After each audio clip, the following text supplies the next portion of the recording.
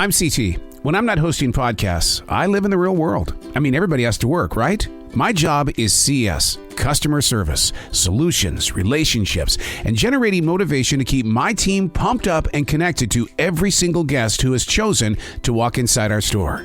This is C.T.C.S, episode number 67, New Year's Eve Insanity. Transition walk. Day number 1, going into the New Year weekend.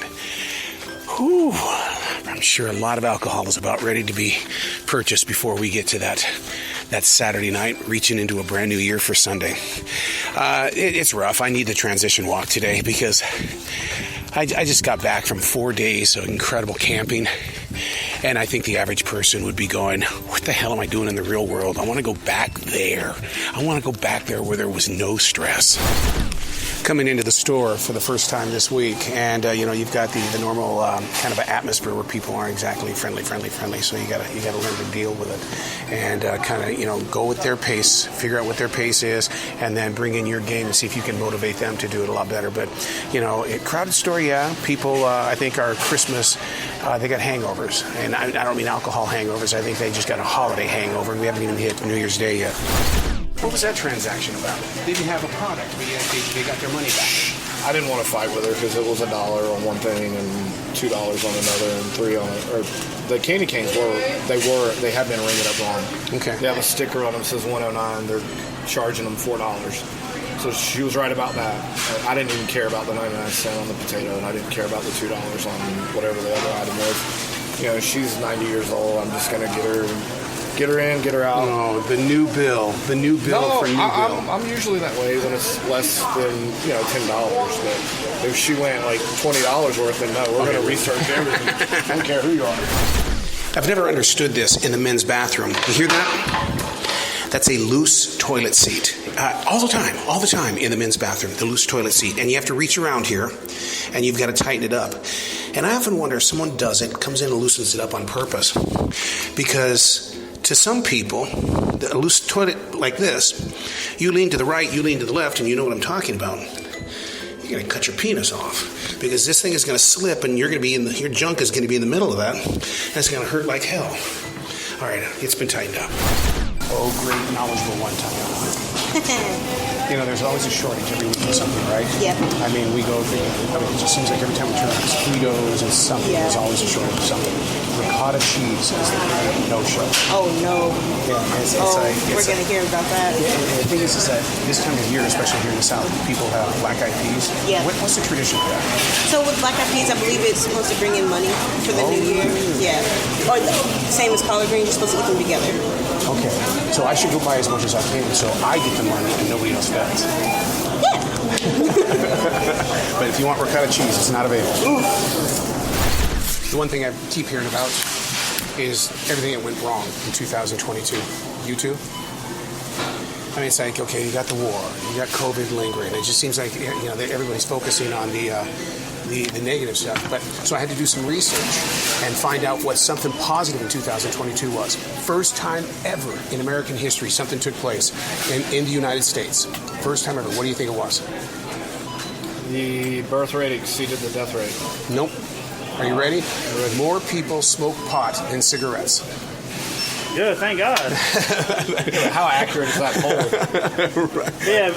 Yeah. Most of the time, everybody smokes pot, smokes cigarettes too, though. What's been the mindset of the people that visit the store? Psychotic. What? After Christmas break, all the psychos came out, and everyone's trying to return gift cards that aren't working. Which one of them I think was a genuine error, but there's nothing we can do on the store level. Right. All sales are final, and the other one was a clear scam. And the guy got super irate with me because I wouldn't give him another gift card. And he goes, well, I tried to use it at Macy's and it wouldn't work. And I go, well, what did they say at Macy's when you ran the card? Well, it told me it wouldn't work. Okay, I understand that, but what did it say? Was it insufficient funds? Was it the card wasn't, activated? What was it? And he wouldn't give me an answer. And he kept looking at me, and I was like, there's nothing I can do. And so he holds the card up with the gift receipt attached to it. And I go, what does it say on that gift receipt? And he goes, and I go, all sales are final. Yep. And I can hand you over to a store manager, which he did. And then Philip gave him customer service and said, you got to take it up with him. And And so he got in Philip's face. Oh, no. And he goes, I'm a mailman in this area, and I'm going to put you on blast, and I'm going to tell everyone all about how crappy you are. And Philip goes, well, that's your right. You can do that. And then he goes, I'm going to make sure this company goes down. And he goes, so Philip goes, so you're threatening me. And the guy goes, I'm not threatening you. And he goes, you're threatening the company I work for. Mm-hmm. And he goes, I need you to take a step back. And the guy goes, I'm not going to do anything. And he goes, I'm going to ask you one more time. Take a step back. He goes, if you're not going to leave, I'm going to call the police and have you thrown out. And so finally, the guy throws his arms up in the air, and Philip gives him a customer service number. The guy walks away, and I'm watching him, and he's standing in the corner watching us. And then I hear him go, and you too. And he's talking about me. But I refuse to look up at him and give him any satisfaction, so I act like I'm working. And I step out from behind the desk, and he walks by with his phone on record and records the customer service desk. Why? I don't know. And then so I got on the radio, and I go, hey, this guy's up here filming. And by the time they got up here, he went ahead and left finally. And the other one, the woman goes, Tiffany said that Queen and Philip can fix my gift card, and it's not right. And I go, no, that's not true. And she goes, oh, yes, it is. Tiffany said. So I had to talk with Tiffany last night. I go, this woman's screaming your name all day.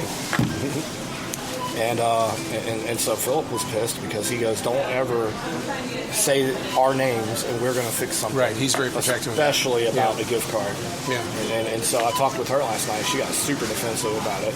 And she goes, I told her that someone could help her. And I go, I'm not mad at you. I go, but I'm just telling you what the woman, everything out of her mouth was Tiffany. I know Tiffany. Tiffany's my friend. Y'all can fix it.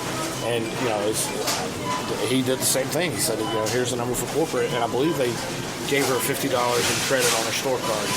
Wow. So we know that Brian is 17 years old, right? Yes.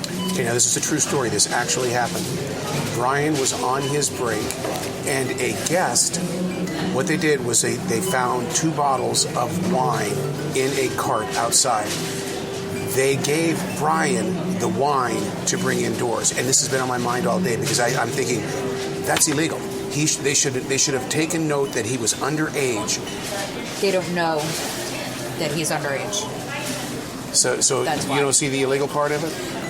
If they knew that he was underage, yes, I can understand that. But since chances are they didn't know. Yeah, because I'm always looking for that undercover sting operation. Yeah, no, chances are they had no idea. And how do you prove it? Well, that's a good question. Yeah. And who would you bust? Brian, or would you bust the person giving you the... You have to prove it. You can't prove it. You don't have much of a case. Right. Just busted a young gentleman with $539 of food, soap, underarm, deodorant, everything. And security jumped on him in a heartbeat, and now the job is to put $539 worth of groceries back. The challenge is on. Big faux pas tonight. Big faux pas. And thank God in heaven the person that I had the faux pas with totally did not say anything bad. In CS, you have to clean.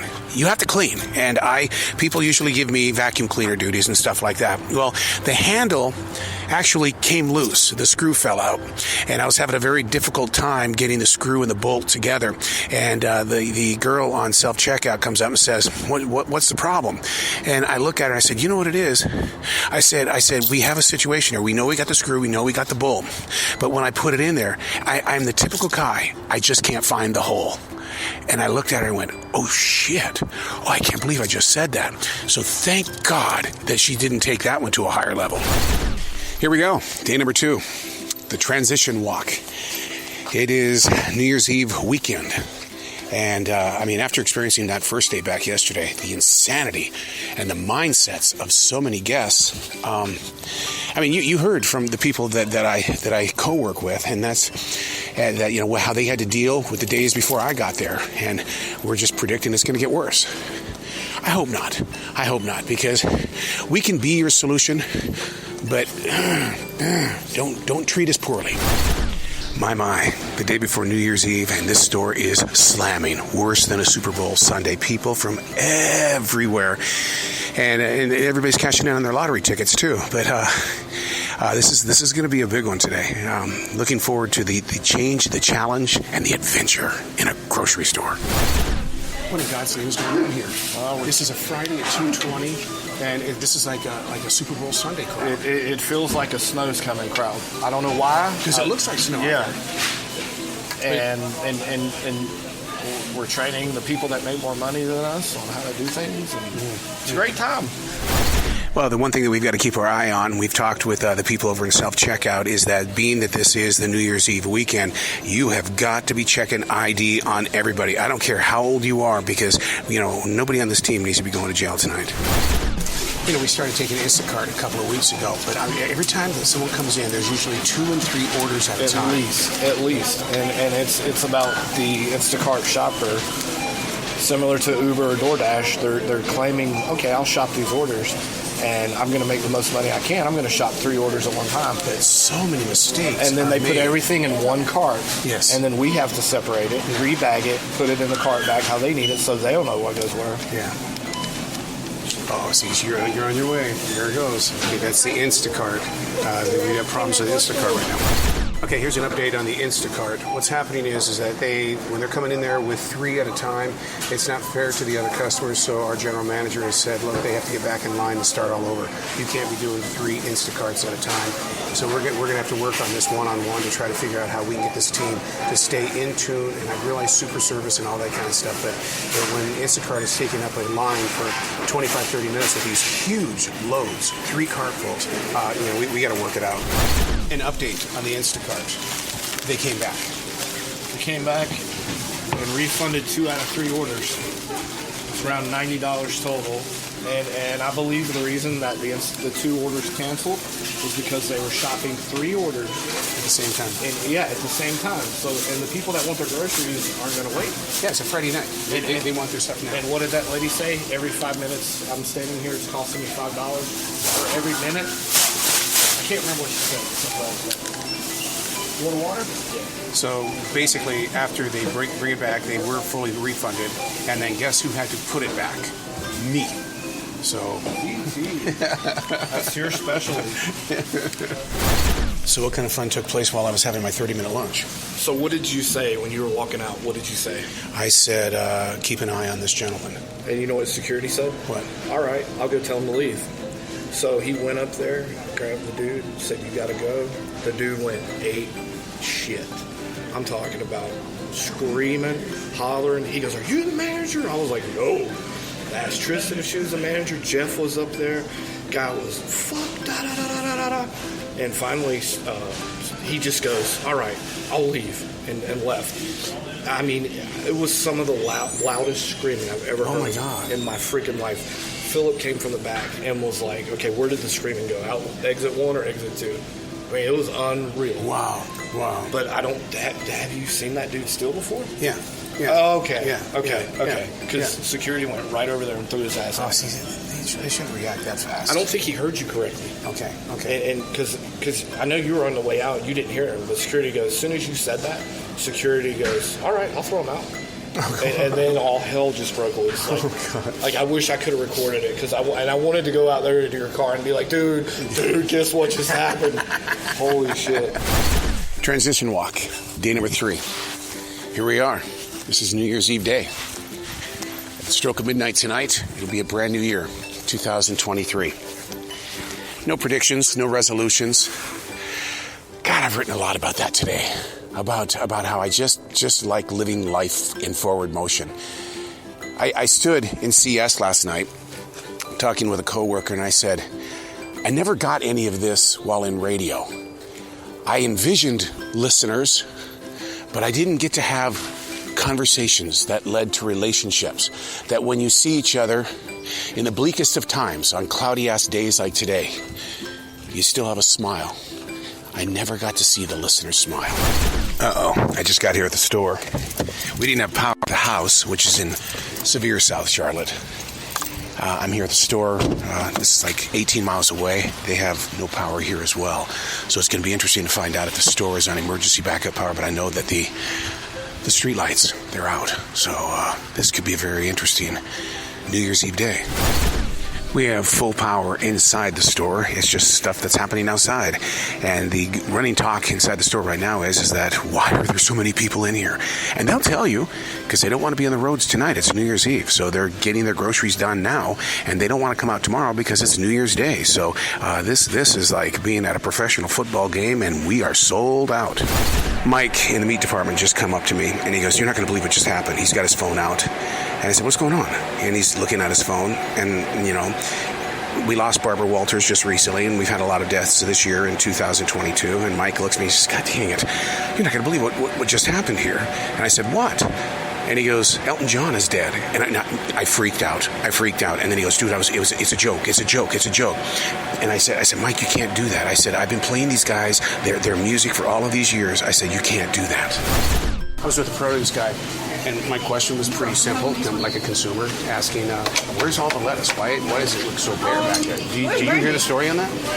The reason why is because we sell fresh lettuce. In other words, it comes clean. It's ready to eat out of the package. But because there's recent floods, they can't use any of the water. And so therefore they've had to shut down the lettuce plant. But the customers won't believe you. No. They anytime we tell them that there is a supply chain issue, they instantly think we're lying. No, we didn't order it. Well, I just tell them it's your fault. I mean, that works. Everything else is getting blamed on me today. Might as well add lettuce to it.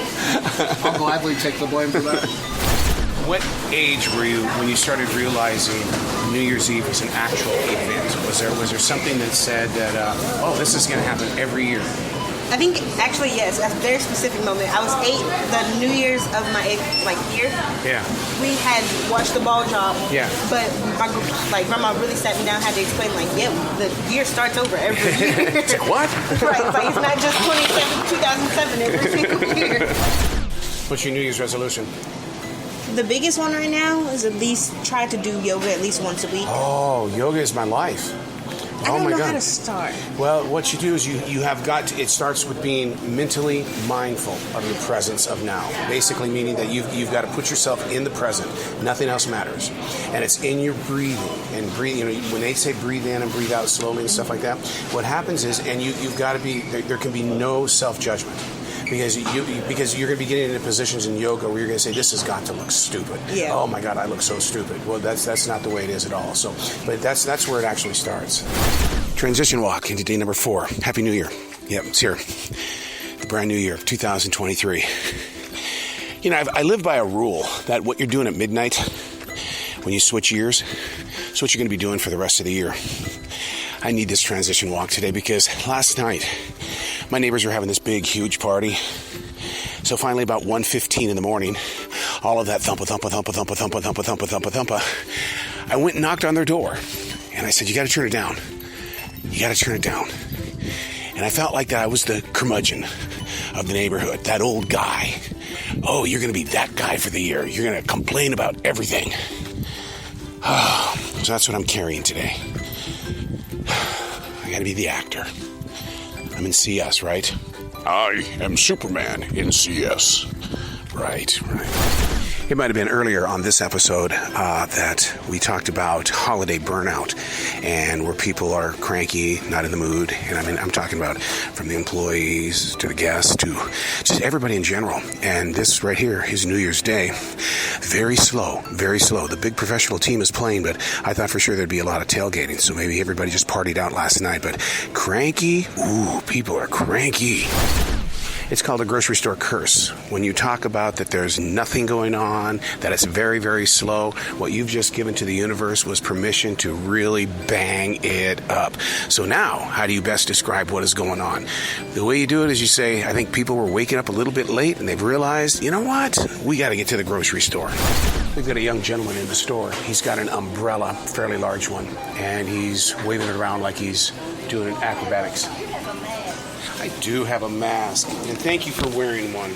Well, I think it's that stuff starting up again. Yeah, I'll take one just to do you bet. What did I read today? It's called QBB 1.5. That's the new variant. Oh, is that? Yeah, QBB 1.5, and it's on the increase right now.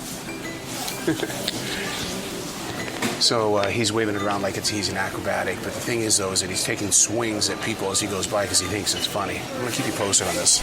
You almost feel like a play-by-play announcer here when it comes to people who are doing this. It's not that he's hitting anybody with the umbrella. It's just that he's taking swings at him. And from what I understand, he was outside about maybe 20 minutes ago, and he was teasing a dog doing the same exact thing, and the dog was just freaking out. There is now rumors that he is stealing things one at a time and going outside and eating it, which now deepens the story even more. So we're going to call the police. Southerners are known for their crazy terms in life. You know, it's like well, I swine instead of saying I swear. And so I just located some scrubbing bubbles for a older woman, and she goes, I swear I looked there, and I go, here it is right here. Well, shoot a monkey. Shoot a monkey? Oh my God, where do these things come from? What kind of a year is this going to be? We just had a robbery out in front of the store, and the gentleman comes up and steals the woman's purse and takes off, and she's screaming like you wouldn't believe what she has every right in the world to do.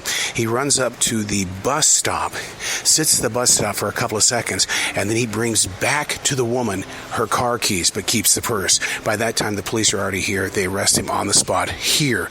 But it's like, okay, why the turn of events? And here's what everybody else is asking. Why didn't he go find the car, take the car, and then move forward? Strange, but something inside his heart said, take the woman's car keys back. Standing in front of a cart right now with $289 worth of groceries. And there are certain signals that shoplifters do. First of all, if the amount of toilet paper and paper towel that you are buying sends out a warning sign, only because there's a pattern with it. But what happened was she caught on that we were watching, and what got my attention was I kept seeing the chicken on the scanner. The chicken never moved. And within a split second, I mean, she kind of moved a little bit to the left, and that chicken was gone. And that's what got my attention to say that, okay, something really is not happening right here. And so then she goes, I need to go out and get my credit card. Comes back in and says, do you take Apple Pay? And I said, no. She says, I'll be back. So we've given her a time limit to find out. Either that or we're going to I'll spend the next 35, 40 minutes putting all this stuff away. 20 minutes after you left, the guy walks in, looked a little conspicuous. So he goes and he does his thing. Gets 2 24 packs, an 8-pack of hamburgers, 2 things of body wash, and a thing of expensive wine. Very expensive wine. Wow. So I told security, I said, keep an eye on him. Luckily, security was at the robot behind him. So he had security standing there watching him. I went over and started watching him. He brings up like 4 things. He goes, forgot my card. Uh-oh. And walked out. But he didn't take anything. He didn't take anything. Stopped him. God. It was the same guy that me, Joe, and the other security guard stopped. Really? Yes. And he thought he could do it again? He thought he could do it again. Wow. And because he saw me and he saw him, he's like, I'm done. There you go. Another exciting edition of C.T.C.S. By the way, you can listen to all of our episodes on a podcast that's called The Customer Is Never Right. You can find it on iHeartRadio and around pretty much every place that you find podcasts. The Customer Is Never Right.